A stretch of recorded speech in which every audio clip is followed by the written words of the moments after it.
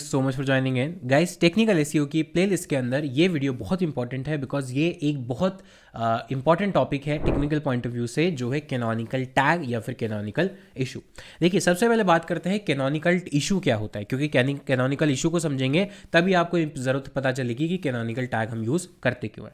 Sometimes होता क्या है, हमारी वेबसाइट के साथ जब हम वेबसाइट बनाते हैं तो क्राउलर जब आपकी वेबसाइट पर आता है तो वो हर पेज को उसके यूआरएल से जज करता है। मान लीजिए आपके एक पेज का यूआरएल है abc.com/a, दूसरे का है abc.com/b, तो ये दो अलग अलग यूआरएल है।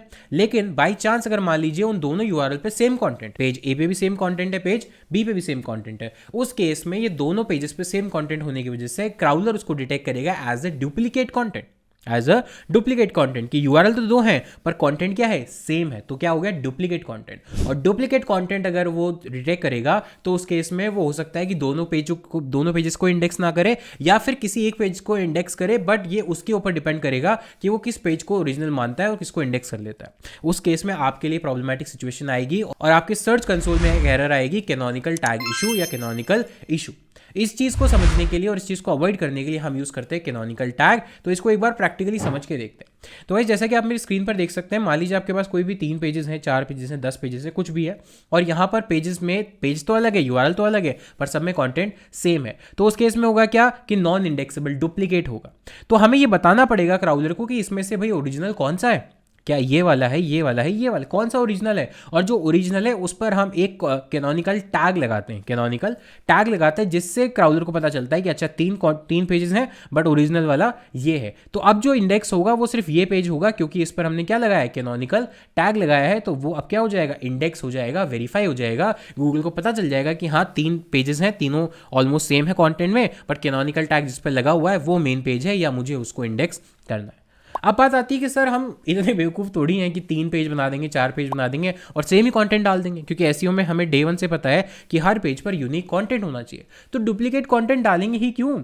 देखिए, हो सकता है कि आप नहीं डालें, पर बहुत सारे ऐसे सिनारियोज हैं जहाँ पे आपका जो क्राउलर है वो डिफरेंट यूआरएल्स को देखकर मिस गाइडेड हो सकता है कि वो सेम पेज है या नहीं। फॉर एग्जांपल, आप अगर लेट्स से मेरी एक वेबसाइट है जिसे है rapidlearning.site, ठीक है, इसका यूआरएल क्या है, https://rapidlearning.site मान लीजिए। अब ये एक यूआरएल है। अब मान लेते हैं कि अगर मान लेते हैं स्टार्टिंग में आपने जब वेबसाइट बनाई, आपके पास मान लेते हैं एसएसएल सर्टिफिकेट नहीं है, सिक्योरिटी नहीं है, तो आपका उस टाइम यूआरएल क्या था, http://rapidlearning.site, ये एक आपका यूआरएल था। और जैसे ही आपने एसएसएल सर्टिफिकेट लगाया, आपके सारे यूआरएल पे आगे क्या आ गया, एस आ जाएगा। तो अब ये जो एस और विदाउट एस का डिफरेंस है ना, इसको गूगल का क्राउलर या किसी भी सर्च इंजन का क्राउलर दो अलग अलग यूआरएल मानेगा कि https://rapidlearning.site एक अलग यूआरएल है और http://rapidlearning.site अलग यूआरएल है। ऑल तो एक ही है, बट दो अलग अलग यूआरएल उसके डेटाबेस में सेव हो गए। अब दोनों, ये तो होम पेज तो सेम ही है ना मेरा, तो कंटेंट सेम ही है। तो इस केस में वहां पर दो यूआरएल पे सेम कंटेंट डिटेक्ट करके वो वहां पे कंफ्यूज हो सकता है।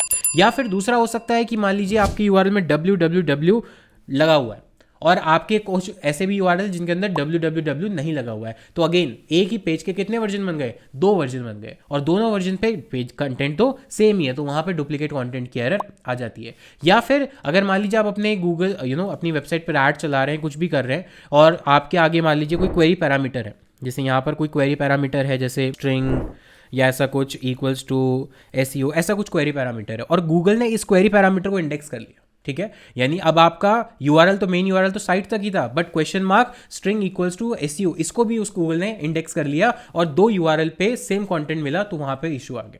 तो इसीलिए यहाँ पर इस इशू को, या ऐसा इशू नहीं आया आपकी वेबसाइट पे, इसको सॉल्व करने के लिए हम डालते हैं कैनोनिकल टैग। बेसिकली ये सिंपल सा एक HTML का टैग होता है जो आपके हर पेज पर होना जरूरी है अगर आप इस प्रॉब्लम को अवॉइड करना चाहते हैं। और इसीलिए मैंने स्टार्टिंग में टेक्निकल एसईओ की चेकलिस्ट में कहा था कि ऑल्दो हम इसको टेक्निकल या ऑन साइट एसईओ बोलते हैं, बट कुछ ऐसे टास्क हैं जो हर पेज पर जाके हमें इंडिविजुअली करने होते हैं। और इवन अगर आप गूगल पर भी देखेंगे, लेट्स से कि अगर हम गूगल पर सर्च करें कुछ भी ऐसे, for example MBA colleges in India, ऐसा कुछ सर्च करें, तो जो भी हमारे पास वेबसाइट्स आएंगे, जैसे शिक्षा.com आ गई, कॉलेज दुनिया आ गई, कुछ भी आ गई, और किसी भी वेबसाइट पर राइट क्लिक करेंगे, व्यू पेज सोर्स करेंगे, Ctrl+F करें और यहाँ पर लिखें कैनोनिकल अगर हम लिखें तो आपको डेफिनेटली एक कैनोनिकल टैग मिलेगा। जैसे देखिए यहाँ पर इस केस में ये है कैनोनिकल टैग, और कैनोनिकल टैग में क्या है, सिंपली ये जो सेम यूआरएल है, जो मैंने यूआरएल खोला यही यूआरएल लिखा हुआ है, तो link id equals to canonical URL, rel is equal to canonical, href मतलब यूआरएल क्या है, यूआरएल यही है इसी पेज का। मतलब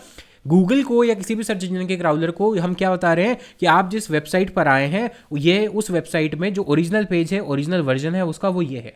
अब आप हो सकता है कि विदाउट www आपने इंडेक्स कर रखा हो, आपने विदाउट https इंडेक्स कर रखा हो, बट उससे हमें मतलब नहीं है। जो ओरिजिनल इंडेक्सेबल पेज है वो कौन सा है, वो ये यूआरएल है जो कि आपके कैनोनिकल टैग में डला हुआ है। और ये हर वेब पेज पे आपको मिलेगा, बड़ी वेबसाइट की नहीं, इवन कोई छोटी वेबसाइट है या कोई इंडिविजुअल वेबसाइट है उसके अंदर भी आपको मिलेगा। लेट्स से अगर आप गूगल के 5th-6th पेज पे भी चल जाते हैं तो भी आपको ये मिल सकता है। तो लेट्स से कि यहाँ पर हम कोई एक और वेबसाइट खोलते हैं और उस पर भी राइट क्लिक करके व्यू पेज सोर्स करेंगे और यहाँ पर भी हम क्या सर्च करेंगे, हम सर्च करेंगे कैनोनिकल। तो देखिए यहाँ पर भी क्या मिल गया, कैनोनिकल। और कैनोनिकल क्या है, यूजुअली जो भी पेज आप खोल के कैनोनिकल टैग चेक करेंगे उसमें उसी पेज का कैनोनिकल यूआरएल मिलेगा, जिससे कि पता चलता है कि वो उस पेज का ही कंटेंट है या उस पेज को ही मेन पेज डिक्लेयर कर रहे हैं। अब कैनोनिकल टैग लगाना इंपॉर्टेंट तो है, लेकिन ज़रूरी है कि हर पेज पे लगाए। अगर आप इस तरह की कंफ्यूजन जो मैंने बताया कि https, www, नॉन www इस तरह की एरर से बचना चाहते हैं तो it is a good practice कि आप हर पेज पे कैनोनिकल टैग लगा के छोड़ दें। चाहे आपके 5 यूआरएल है, 10 यूआरएल है, 50 यूआरएल है या 5000 यूआरएल है, कैनोनिकल टैग अगर आप लगाते हैं तो कैनोनिकल इशू आपकी वेबसाइट पर नहीं आएगा, उसके चांस कम हो जाएंगे। अब आपकी ई कॉमर्स वेबसाइट है तो कैनोनिकल टैग डायनेमिकली जनरेट होंगे, कैनोनिकल टैग डायनेमिकली जनरेट होंगे। या आपकी वर्डप्रेस वेबसाइट है तो भी वहां पर आपको हर पेज पे लगाने की जरूरत नहीं है। आप कोई भी SEO plugin, Yoast, Rank Math, all in one SEO, उसको इंस्टॉल करें और बाय डिफॉल्ट वो सारे पेजेस पे जाके कैनोनिकल टैग लगा देगा, चाहे वो पेज डायनेमिकली क्रिएटेड हो, पोस्ट के हो, पेज के हो, कैटेगरी हो, कैसे भी सब पर कैनोनिकल टैग लगा देगा, क्योंकि एसईओ के पॉइंट ऑफ व्यू से ये बहुत ही इंपॉर्टेंट प्रैक्टिस है। तो अगर आपकी एक वर्डप्रेस वेबसाइट है तो बाय डिफॉल्ट जैसे ही आप कोई भी प्लगइन एसईओ का इंस्टॉल करते हैं वो कैनोनिकल टैग डाल देता है। जैसे मेरे केस में मैंने योस्ट इंस्टॉल किया हुआ है यहाँ पर, और योस्ट इंस्टॉल करने से फ़ायदा क्या है कि यहाँ पर जितने भी आप पेजेस हैं, जैसे मैं किसी भी पेज पे जाऊँ, अगर होम पेज पे जाता हूँ तो यहाँ पर भी ऑटोमेटिकली जो कैनोनिकल टैग है वो इसने ऐड कर दिया है। तो देखिए जैसे मैंने सर्च किया कैनोनिकल टैग, ये आ गया, और क्लास किसने, योस्ट एसईओ मेटा टैग, मतलब योस्ट ने जनरेट किया है। ऐसे अगर किसी और पेज पे भी जाऊँ मेरी वेबसाइट के तो भी वहाँ पर मुझे कैनोनिकल टैग मिल जाएगा, और वो अगेन किसने जनरेट किया है, वो भी जनरेट किया है योस्ट एसईओ ने। यानी जैसे ही आपने किसी भी प्लगइन को डाउनलोड किया, एसईओ प्लगइन को, वो ऑटोमेटिकली कैनोनिकल टैग जनरेट कर देगा। अब अगर आपको चेंज करना है कैनोनिकल टैग किसी पेज के लिए मैनुअली, जैसे मान लीजिए एसईओ ये सर्विसेज का पेज है, तो मैं इसको करूँगा एडिट पेज, और यहाँ पर मैं जाके नीचे स्क्रॉल करूँगा और यहाँ पर योस्ट एसईओ में ये सेटिंग्स यहाँ पर मिलेगी, एडवांस में आप जाएंगे और यहाँ पर आपको कैनोनिकल यूआरएल का ऑप्शन मिलेगा। बाय डिफॉल्ट इसने सेम यूआरएल को कैनोनिकल में डाला है, आपको अगर कोई और स्पेसिफाई करना है तो यहाँ से स्पेसिफाई कर सकते हैं। सेम चीज़ अगर आपको कोडेड वेबसाइट पे करनी है तो इसके लिए आप वहाँ पर सिंपली उस वेबसाइट के पेज पर हेडर में जाके इस तरह का जो कैनोनिकल टैग है वो डाल सकते हैं, HTML का टैग। तो ये उसका सिंटेक्स है। तो आप क्या कर सकते हैं, किसी भी वेबसाइट पे कैनोनिकल टैग आपको मिलेगा, ये गूगल पर भी मिल जाएगा, तो आप सिंपली उस यूआरएल को पूरा का पूरा कॉपी कीजिए।